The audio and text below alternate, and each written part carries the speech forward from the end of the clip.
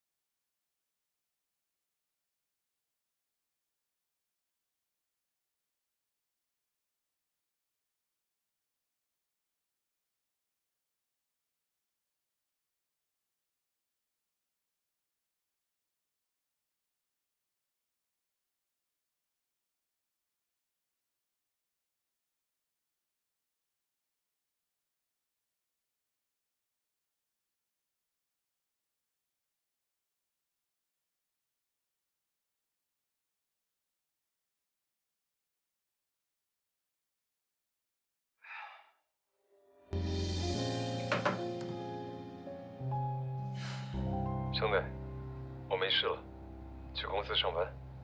2楼餐厅有早餐。你倒是不拖泥带水啊，每次睡完就走。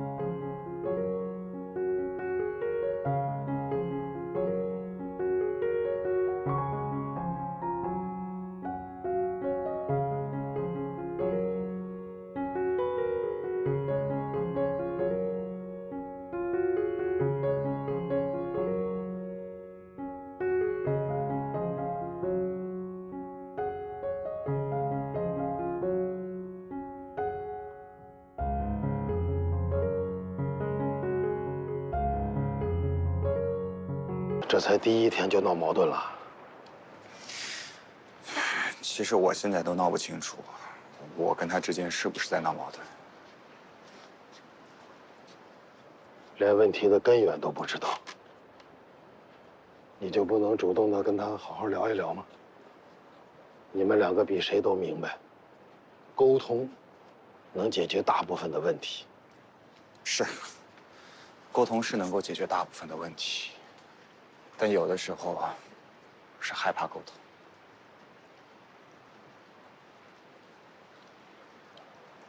你们2个都太敏感了，太敏感的人容易触碰到他人的痛处。我是真怕你们越相互心疼，越是渐行渐远呐。伯父，您放心，我不会让瞭望走远的。我现在就过去把他找回来。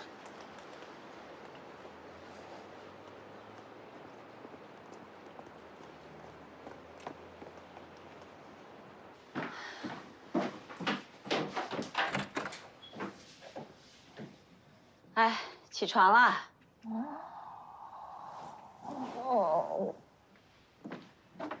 赶紧的，起床上班啦！你干嘛呀？大早上。赶紧的，抓紧时间。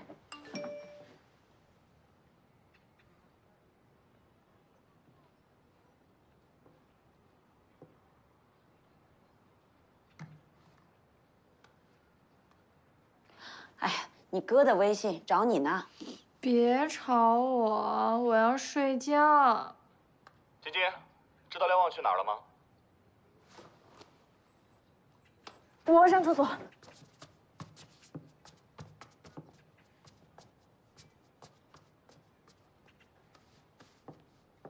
哎呦，妈，你吓我一跳。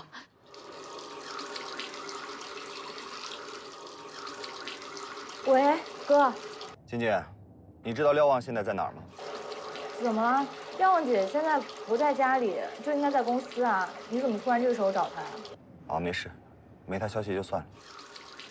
到底怎么了？我以后再跟你说吧，我现在正在找她。哎，你先别挂。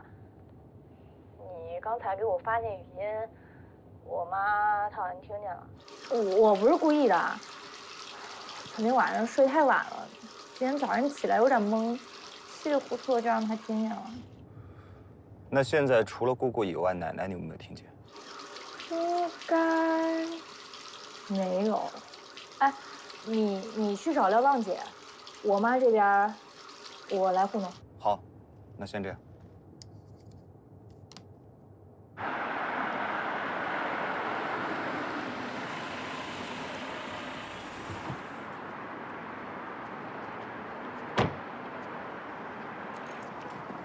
廖律师呀，他请假了。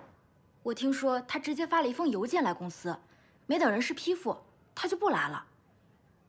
这可是我们公司的大新闻，你知道的，廖律师是我们律所出名的工作狂魔，他竟然会请这种霸王假。其实，我知道他可能是因为我。怎么回事？他上次好心帮我，替我顶罪，现在连公司都不敢回了。以他的性格，应该不会为了这点事就放弃自己工作的。你现在有办法找到他吗？我给他打过电话了，都没打通。好，那没什么事，我先走了。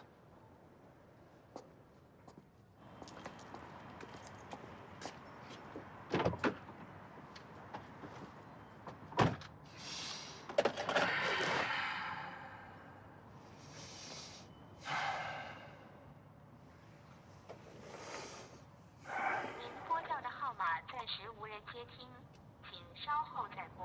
Sorry。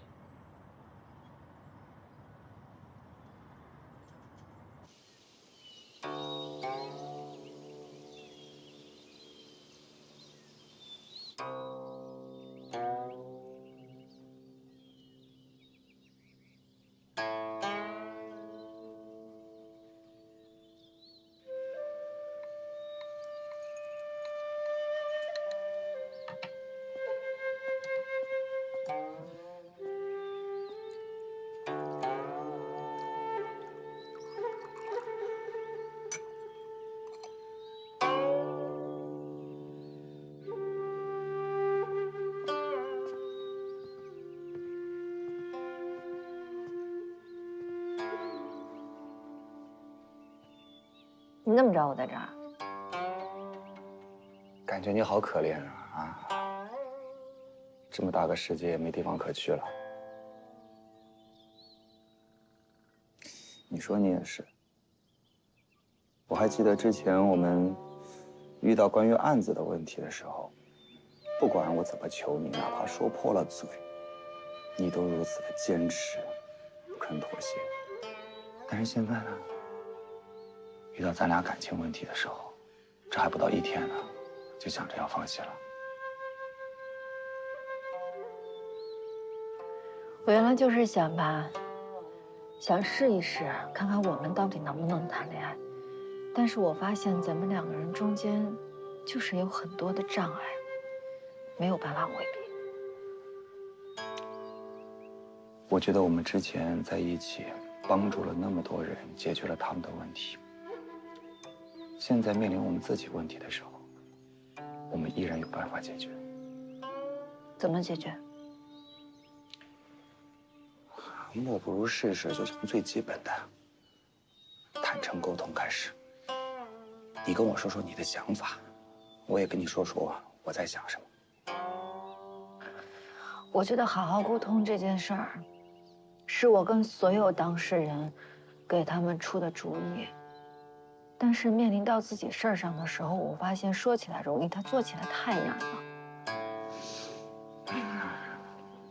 你先说出来，咱们试试。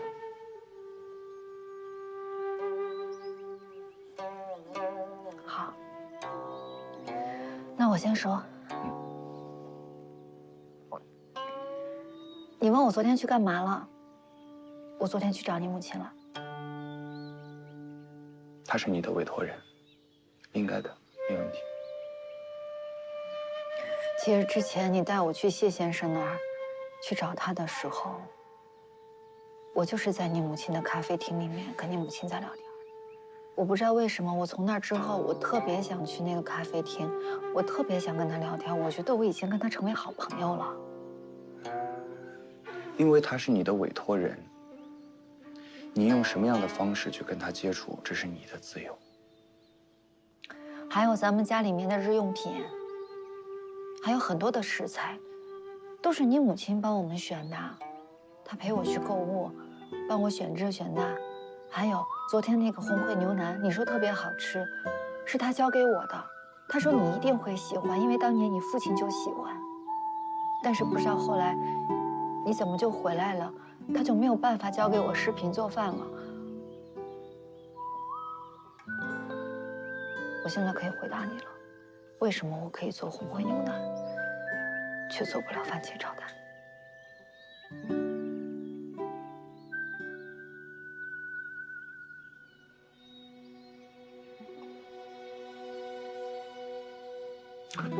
我刚才已经说过了，不管你现在跟他是什么关系，我都不会介意，一点儿都不会。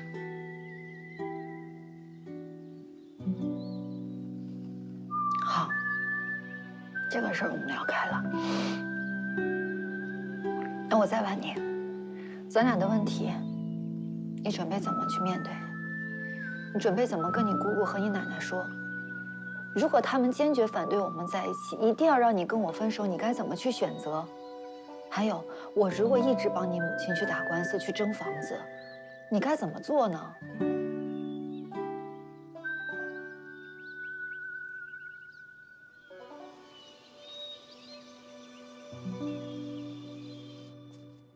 妈，早。红旗给你打电话了吗？哎，看来阳光也没全住啊。志玲啊，要不然你就多休息一天吧，别硬撑着上班了。妈，我没事儿，越是这个时候越得去上班。就算老公没了，事业还是自己的。你就听妈一句话，别犟。你去找李恒基，跟他低个头，他那么在意你，他会回来的。妈，这上赶的就不是买卖了。李恒基，我对他最了解。如果这个事情不是他自己想清楚，是我求他回来的，他的心里永远有那个结。一旦今后有什么事情发生啊，这件事情依然是个导火索。唉，算了算了，反正我知道我说什么你都不听，我管不了你们了。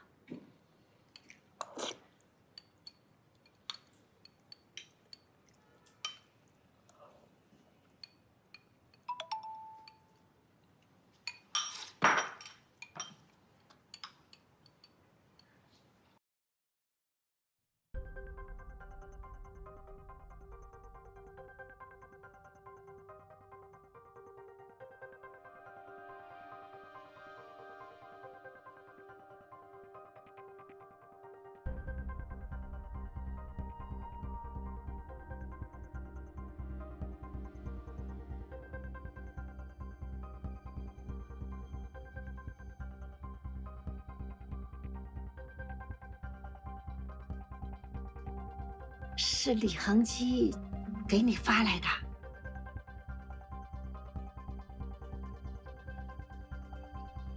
嗯，他说什么了？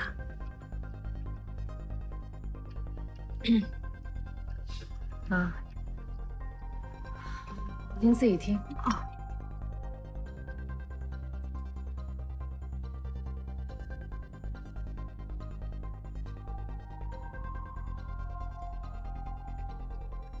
李总，李总，出大事了！天浩苑的房子被何秀春给卖出去了。他怎么可能卖我的房子？哎呦，您那房子的手续全在您那柜子里，拿出去，编了个故事，买家就相信了。什么故事？他说他是您包养的情人，还说给您生了个孩子，您就买了一栋房子给他。他说别人就信了？您想啊，那买家一到房子里去看，安安是咱们这个楼盘的形象代言人，然后屋子里到处都是您跟他母女的合影，那我看着都像一家三口。再说了，那房子卖的那么便宜，多好的房子啊！人家当天还怕他变卦呢，立刻给了他一大笔定金。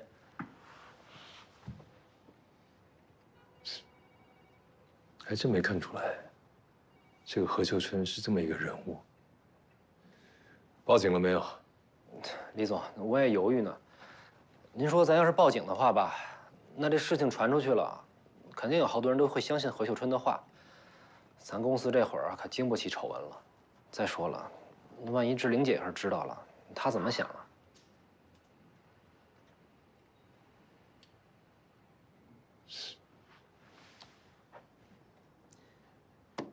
那照这么看起来，是不是只能破财消灾啊？我也是这么想的呀。你也是这么想？哼，那肯定何秀春也是这么想的。他这算准了，我们不敢追究。这个女人呀，我早就说她不简单。李总，你这就是经典的农夫与蛇的故事。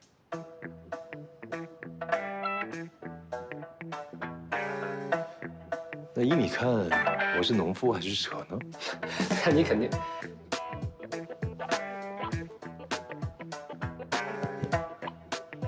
老许一会儿是不是要来开会？啊，是。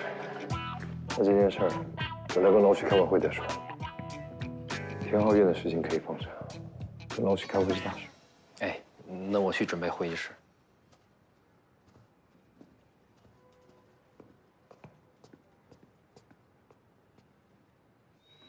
是这样的，从小到大，我奶奶一直灌输我，她说张文是个坏人。她在我很小的时候就抛弃了我，是她先不要我的，最后她跟别的男人跑了。她在另外的城市，还有了自己的孩子。所以从我很小的时候开始，我觉得不管这个家里边发生任何的矛盾，都是张文当年犯下的错所造成的。我开始习惯性的把所有的错误都归结到他身上。从小，我就开始习惯性的去恨他。你还记得我那次让你把张文约出来吗？就在这个茶馆，坐在那个位置。那天你来了？我真的来了。我就在旁边，但是我真的是犹豫了很久，我觉得我没有勇气在当时站出来，所以对不起。其实你也不用跟我道歉。我当时啊，我真的没有办法去理解，但现在我懂了，我也真的很理解你在旁边坐着的那种痛苦。那一天你们的谈话我基本上都听到了，让我获得了一个新的信息。我怀疑张文在生了我之后，可能患上了严重的产后忧郁症。我也不懂产后忧郁症到底是怎么回事，回去了以后我就查了很多的资料，但我还是不明所以。我时常在想，一个母亲把自己的亲生孩子抱上天台，准备自杀。她做出这一步，她得绝望到什么程度？而从她决定带着我要一起死，到最后，她一个人离开，把我丢下来，这中间到底又经历了什么？到底是什么原因让她这么做？我很想知道事情的真相。我知道这些问题你没有办法自己去问你的母亲。如果你真的那么想知道，我可以帮你去问她。不用。事情过去那么久了，真相真的那么重要吗？我之前一直想的都是，等我长大了，通过我自己的能力啊，我就有办法去接近事情的真相，解开事情的真相。但是后来你出现了，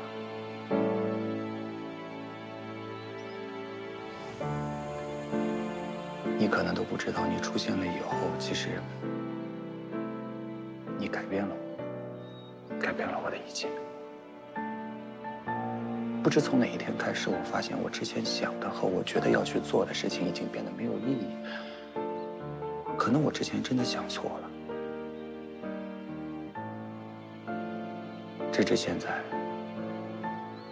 我决定把以前那些东西都放下，因为现在有你了。我应该静下心来，好好想一想，我现在应该怎么陪你，怎么让你开心，怎么能够解决我们现在所遇到的所有问题，而不是老活在曾经的记忆当中。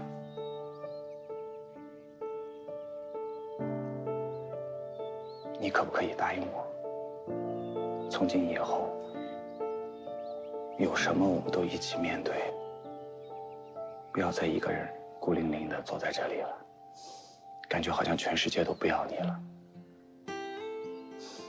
感觉我好对不起你，是不是？有什么事我们回家说，好不好？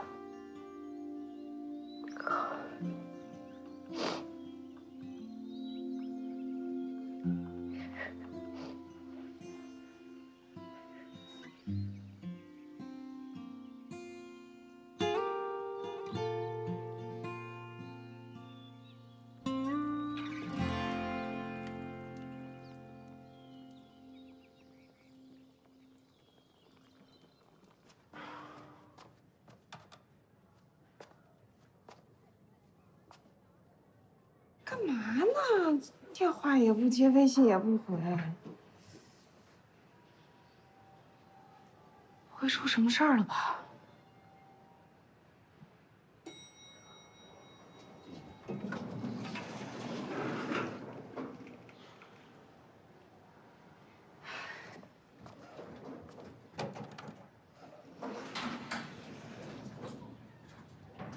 这2天牛总监没来上班啊？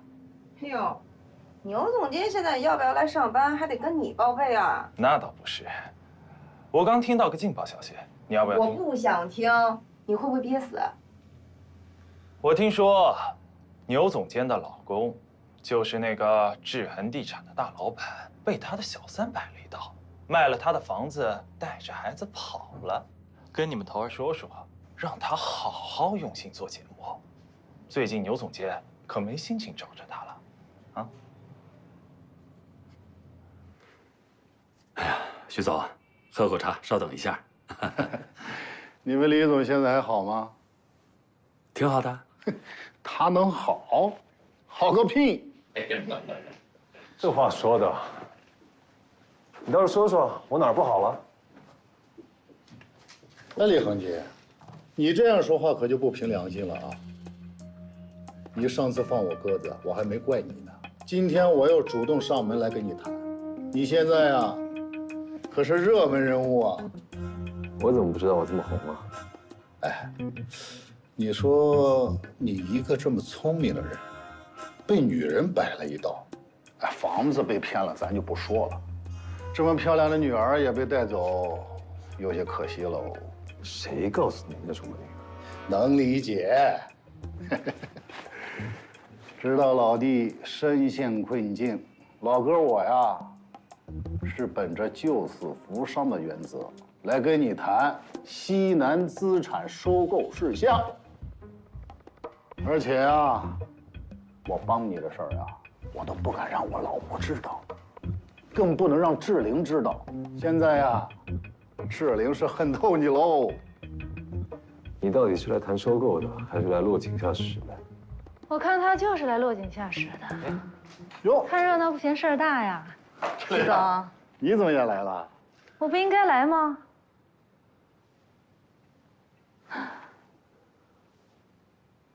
小钱，哎，赶紧把这个广告牌给挪出去，免得一直放在这儿，这徐总这颗八卦的心火烧火燎的。好嘞。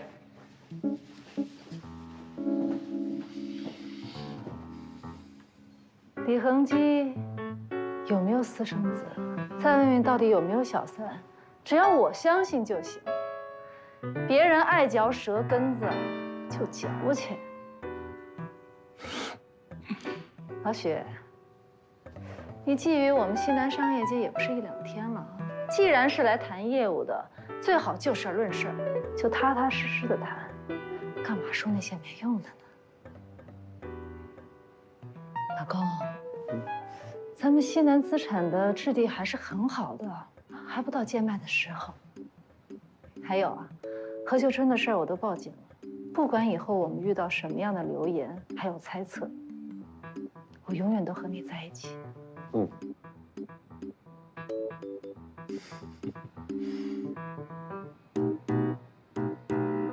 哎，你两口子唱哪一出呢？现在是开会，哎，还能不能谈？谈，必须谈，徐总。才耽误你1分钟，就1分钟。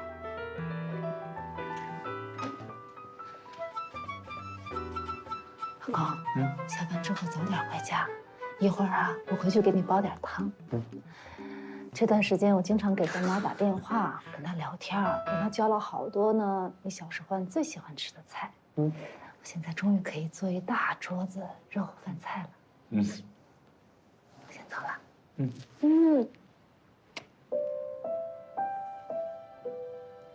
在家等你。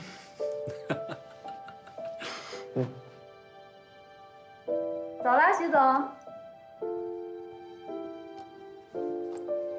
志玲，我希望你知道，整件事情我最生气的部分，是你竟然认为我会因为这件事情而嫌弃你、放弃你。但是我想明白了，只要你答应我，老了的时候，你每天能牵着我出去散步，去看夕阳。有没有孩子不重要。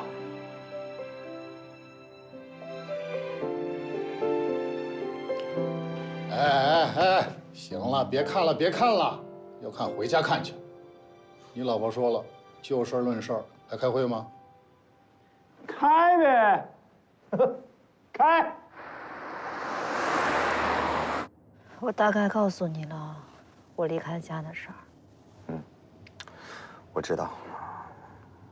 我知道你现在在跟你父亲怄气，你拼命的想打造出一个非常完美的恋爱关系，来证明给他们看。那既然这样，咱们就试试呗。如果中间出现什么问题，也别着急，我们2个人好好坐下来，安静的聊一聊，看看问题究竟出在哪儿，及时修正呗。这倒是一个比较科学的办法。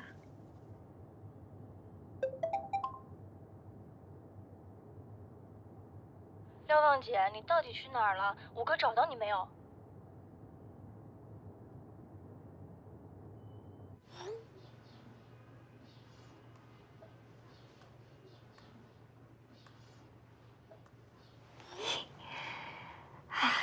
看样子我哥跟廖望姐是和好了。那今天早上的事情，我妈和姥姥到底知道多少？要不要跟我哥说呢？算了，哥，这件事情呢，反正你也处理不了，那你就偷偷摸摸的和廖永杰好着吧？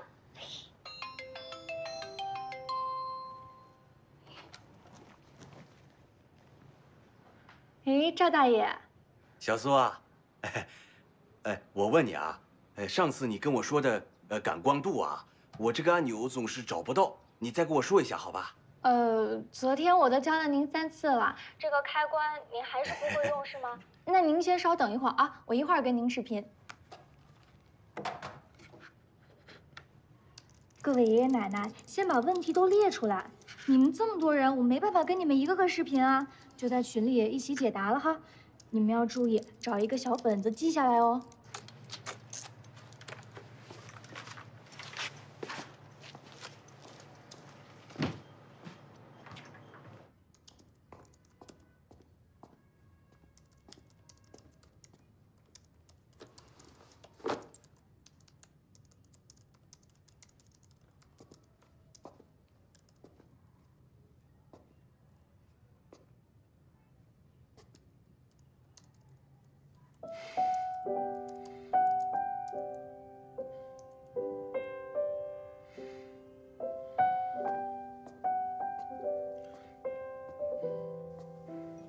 收拾一下，准备出门。去哪儿啊？我看外面天气不错，我想去湖边拍一组日落。啊？我这还有点事儿啊，你稍等我一会儿。你能有什么事儿？我的事儿可都是大事儿。咱们上次在湖边认识那些爷爷奶奶，他们都加了我的微信。回来之后呢，我们就建了个群，他们每天在群里问我摄影技巧。后来呢，他们又拉了一些爷爷奶奶进来，现在我们这个群里都有100多人了。你还教人摄影？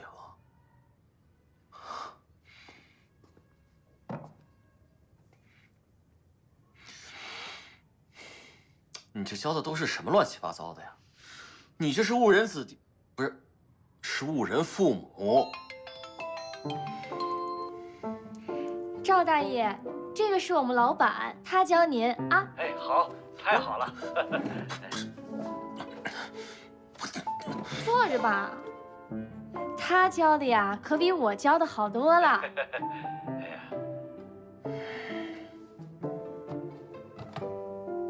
小罗呀，见到你我可开心了。啊，赵大爷，我跟你说啊，前几天我拍了几张好照片，正想找人看看呢。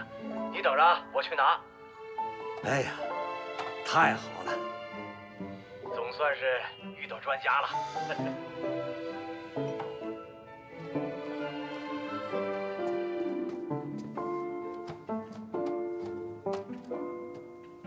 来看，这张，啊，还有这张。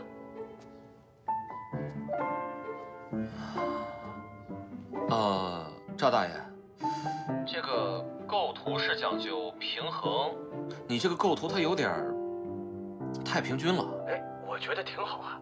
不是，我不是说您这个不好啊，就是这图片还是有亮点的，只是说，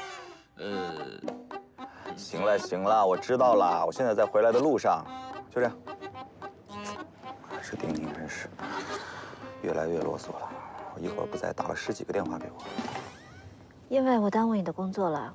没有，啊，我正要跟你说个事儿。什么事儿？龙海小区的案子。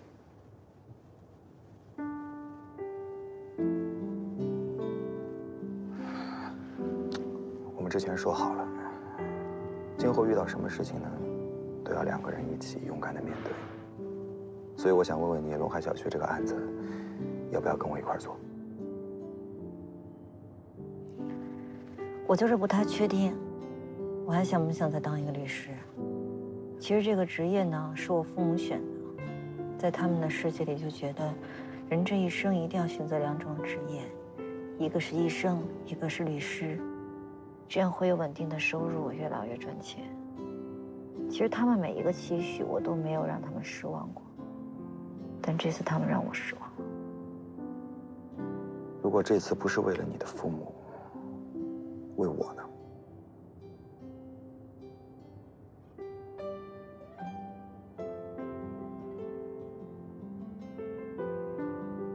我跟你去，你要决定面对你妈妈，我也要面对我妈妈。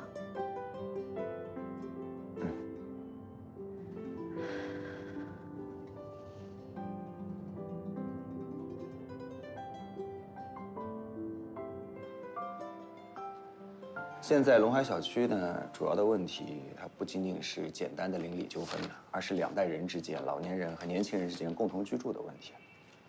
好像不仅仅是停车的问题，还有安装电梯的问题，是吗？你看这上面写着，2年前，给老旧城区想要改造一下环境，说要装电梯，就一直没装成。是老人家不同意，主要是1层的业主。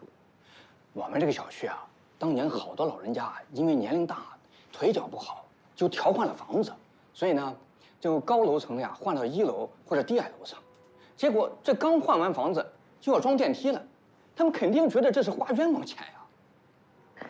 安装电梯需要所有的业主都同意，那现在主要是低层的业主不同意，所以高层的业主就恨死低层的业主。所以从那个时候开始，高层的业主开始往楼下丢垃圾。对，就是从那个时候开始的。楼上的业主往楼下丢垃圾，本来是想恶心一下1层，但是这个垃圾呢，就不可避免的会扔到别人的车上。这个车主呢，看到自己车上有垃圾，自然而然会想到是原来车位的车主丢的，所以就把垃圾丢回了他自己想象的那个人。张主任，现在丢垃圾已经成为你们小区的常规武器了。没有监控录像吗？我是觉得啊，这件事情啊，你非要分出一个谁对谁错，意义不大。真要把监控调出来看的话，这个矛盾只会愈演愈烈。对，阳光老师说的对。最开始啊，有几位老人啊看了监控录像之后，发现是某位业主把这个垃圾挂在健身器材上的。他第2天早上上班的时候，这几位老人啊把那个大垃圾桶把他们那个车给围住了，让他上班迟到，结果现场差点打起来。我觉得我们还是要从根源上去解决问题。我们应该跟不愿意安装电梯的老人谈一谈。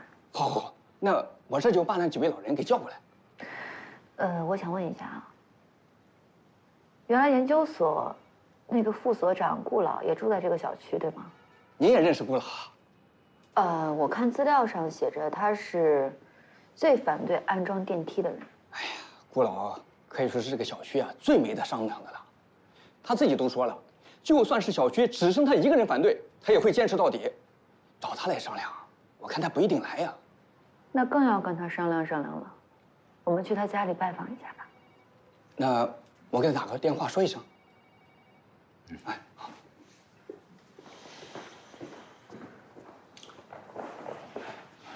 你要有什么新的想法，你要及时告诉我啊！我怕我反应慢，到时候跟不上你节奏。想多了。小罗呀，那咱说好了啊，约定了，一会儿见。那好，我让苏晶晶准备一下。好，回见。啊，苏晶晶，给我死出来！老板，摄影课上完了？现在怎么办？什么怎么办呀？这帮老头老太太哭着喊着要跟我一起去湖边拍照。那你不答应不就完事儿了？人家这么一大把岁数求着我，我怎么拒绝人家呀？你快想想怎么办啊！加上咱们俩呢，一共15个人，我叫了一辆依维柯，马上就到楼下。刚才赵大爷给我打了2000块钱，说这次出去拍照的活动经费，回来之后多退少补。不是，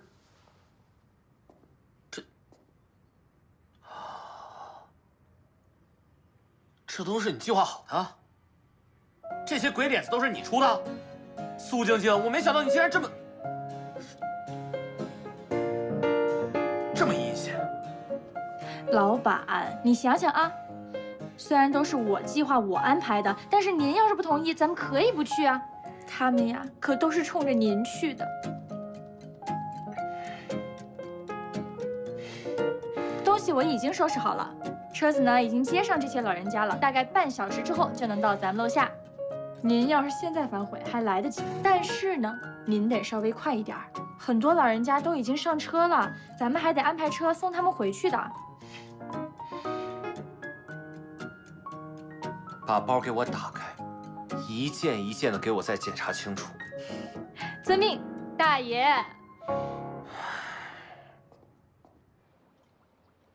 郭老，哎，我是听说，这么久以来，您一直是坚持自己来照顾顾大娘，为什么不请自己的子女，或者到外面请个护工回家来照顾呢？啊，我们就一个儿子，在国外留学，他妈妈病倒的时候，儿子的事业刚刚安顿下来，为了不影响他，所以呢，我就从研究所里退了，我亲自照顾。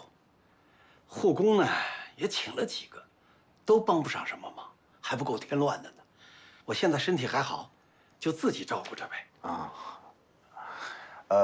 我听说你们原先住的是5楼是吧？